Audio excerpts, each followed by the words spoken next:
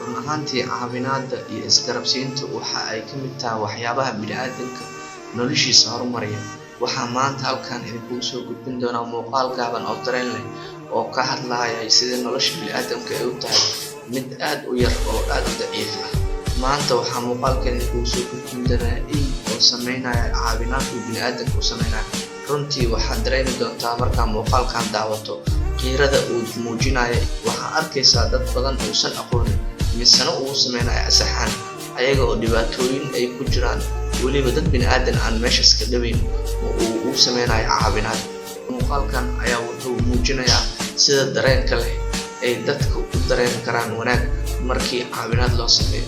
Eeygan ayaa muujinaya wanaag iyo inuu bini'aadamku qiimihiisu yahay mid sare.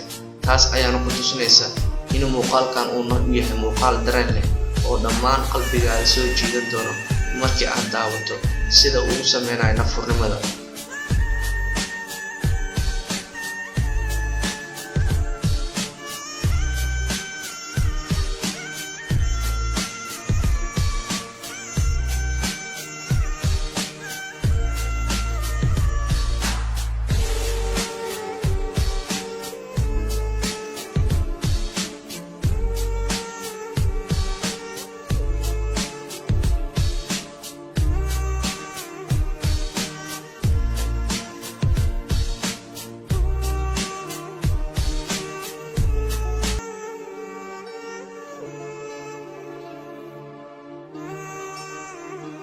runtii waxaad arkaysaa waxyaabo fara badan oo uu qaban doono eeygan, asiga oo markaasi muujinaya inuu yahay sida bini'aadamka oo kale ah, ayna isku baahan yihiin si ay si wada jir ah noloshooda maalinlaha u noqoto mid guulaysato oo qof walba wixii rajadiisa uu helo.